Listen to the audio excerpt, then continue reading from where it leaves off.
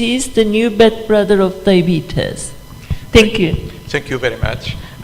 First of all, I want to say thank you for the invitation. Thank you, Professor Inas, to this kind of invitation. And my apologize because my speech was in the program yesterday, but my flight was cancelled, and the next flight I have to yesterday afternoon. So I go briefly speak an overview about MAFLD and the new concept of MAFLD. I am an endocrinologist, I'm a clinician, so this is an overview of a clinician. So everybody knows MAFLD is a non-alcoholic fatty liver disease. It's an umbrella term for a range of liver situations affecting who drink little or no alcohol. Professor Gardete, if you please have the mic a bit closer to you. More here, okay. The main characteristic of MAFLD is too much fat stored in the liver associated with insulin resistance. There are another entity, is NASH, is a potential form of disease, is marked by liver inflammation which may progress to scarring and irreversible damage, fibrosis, and the end stage of carcinoma, cirrhosis, carcinoma, and liver failure. Well, MAFLD is one of the most important causes of liver disease worldwide and will probably emerge as the leading cause of end-stage liver disease in the coming decades.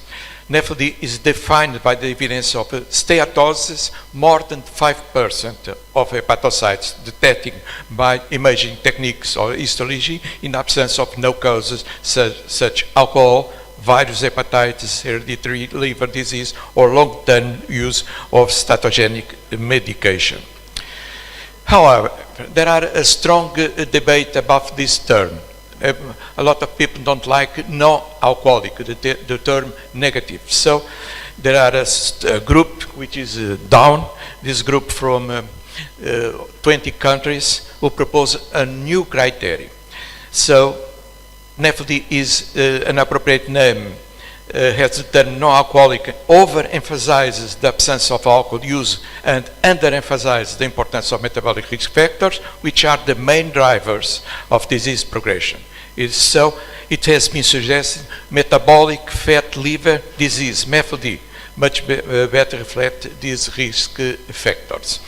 The proposed nomenclature change can benefit fat liver disease awareness campaigns. The implication of coexisting metabolic dysfunction are neglected by the NAF definition. Interventions that improve the diet and lifestyle are key to reduce not only the hepatic but also the cardiovascular, metabolic and neoplastic complication of the fat liver. This is the new proposed MAFLD. 3 metabolic conditions set out for diagnosis of MAFLD can be diagnosed of diabetes, overweight, obesity, and metabolic dysregulation. So this is a debate is on air. So there are till now complete consensus, though we stay at MAFLD till the end of my presentation. So the prevalence is very high in the Middle East where we are. There are more than 32% of people with an MAFLD, and in Europe 23%, in Africa 40%, and an increase up to 47% in the people with type 2. The prevalence of MAFLD among people with type 2 are twice the population with no liver disease, fat liver disease. 55% of patients with type 2 globally have MAFLD. 37 patients with type 2 globally have NASH, and 17% of patients with type 2 and MAFLD who undergo liver biopsy have advanced fibrosis. This is a strong burden. Why the importance in MAFLD in type 2 diabetes? Because the coexistence of MAFLD and type 2 results in worse metabolic profile and high cardiovascular risk.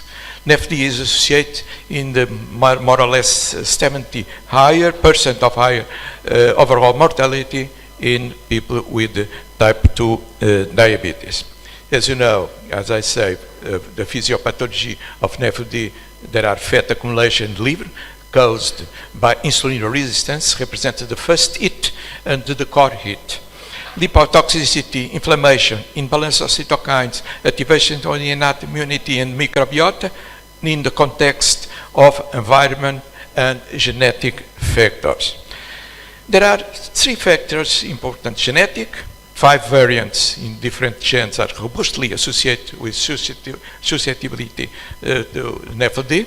Glucotoxicity, epidemiologic studies indicate the correlation between high carbohydrate diets and the NAFLD, and lipotoxicity relate chronic low-grade inflammation is involved in development of NAFLD. NAFLD is a silent condition, a certain escalation, underestimated prevalence, extra burden for development of metabolic conditions, asymptomatic anti-advanced stage, barriers to diagnosis, and indirect markers do not provide a reliable progress. So this is a follow-up the stage, starting off laser, NAFLD, NASH, and cirrhosis. In the first stage, we can have reversible situation, and late stage, it's impossible. NAFLD associated with vascular disease, sleep obstruction, sleep apnea, cardiovascular disease, malignancy, and cerebrovascular disease, and type 2 diabetes. So, because NAFLD is largely asymptomatic, we must screen in the primary care level. This is critical to find this kind of people. So, there are tools which are very easy. The index, fat liver, there are several fat liver index we can use easily to find the score of steatosis or score of fibrosis. We use much more the first one, the fat liver, the FLI in the screen of steatosis and the 5-4 screen of fibrosis. So this an example we can find easily in the internet. This format is sufficient to fill all the steps, and in seconds you have quick the score to the fibrosis and the fat liver. How to detect is several tools: ultrasound, CT, NMR, MRS, and perhaps the most important in the precocious, the beginning stage, the fiber scan. Biomarkers, hepatic enzymes, and naturally biopsy. We can do the biopsy too in situation more critical, like a situation of NASH. I show you this algorithm was published some months ago in the gastroenterology. This is an algorithm for people to find this kind of people with the NASH.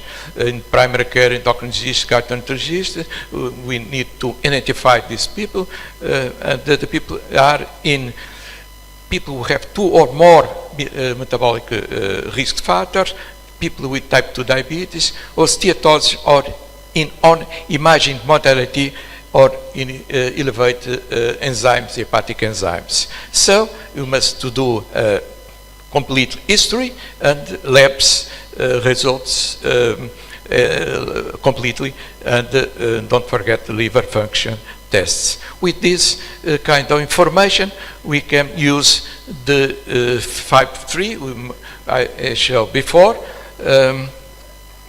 The 5-4, this is a complicated formula, but I showed before. You easily find the internet the formula, and you have in seconds the result. With these numbers, if we found a score less than 1.3, this is people with low risk. We must to do a follow-up every 3 years. If we found people with more 2.4, this is people with high risk, sent to a pathologist. They need more sophisticated examination. People between 1.3 and 2.6 in this 5-4 index, these people with intermediate risks, you can submit to a fibroscan. A FibroScan is a non-invasive and painless test used to assess the degree of fibrosis and to quantify the effect in the liver. It's so important because the FibroScan give results several years before the fibrosis. So you can, if people who are high risk, you can follow careful more this kind of people. They lived also a score. A score could be the liver stiffness measurement, less than weight. Well, follow up every 2 years, 3 years. People with more than 12, you must send to a pathologist and perhaps to submit more sophisticated examination. People between 1 and 2, they must be follow. People with more, less risk, you can follow it. People with intermediate but high risk, but sent to the hepatologist. MAFLD or FLD, as you want. What kind of intervention we can do? Lifestyle interventions. It's beneficial for patients with MAFLD, improving not only liver disease but hyperglycemia, atherogenic dyslipidemia, and blood pressure levels. Reduction in hepatic steatosis by lifestyle intervention has been reported more than 5 to 50%. In case other risk factors are present, the intervention may begin with an added pharmacological approach. And what about weight loss? Well, lifestyle intervention, being diet or exercise, seems to produce effects on NASH proportional to weight loss generated. Pharmacologic intervention that produce a similar effect seem likewise associated with weight loss. Also, we can think about gastric surgery. Well, nutritional recommendation. Well, not too easy to follow, and the people give up quickly. So there are several drugs we can use helping the situation when we want to change lifestyle of this kind of people. We have the biguanide and metformin with no results. The PPR gamma, we have good results about the steatosis, inflammation, ballooning. We have in DPP-4 inhibitors, we have about steatosis some positive results. GLP-1, we have good results about steatosis, inflammations, and ballooning. And SGLT2, we have some good positive results about steatosis. And there are new drugs we can use perhaps next 1-2 years. The main problem will be the price. Is a tirzepatide. Is a dual inhibitor combining glucose-dependent insulinotropic GLP and GLP-2. The results show significant reductions in A1C and weight in patients with type 2, as well improvements in the markers of NASH in patients with type 2 diabetes. So there are several drugs online in phase 3. We expect them 2 or 3 years we can use. One of that is semaglutide, which are used in type 2 diabetes, but in other dosage or other number we can use later in this situation. And take-home message: the liver stores excessive nutrients as well as fat.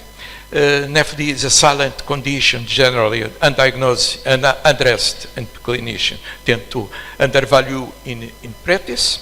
Type 2 diabetes and NAFLD are reciprocal risk factors and constitute a vicious cycle. Hepatic fat accumulation change not only liver metabolism but also impacts other organs. Lifestyle change, hypocaloric diet and exercise target NAFLD proportional to weight loss. Also, effects can be seen early.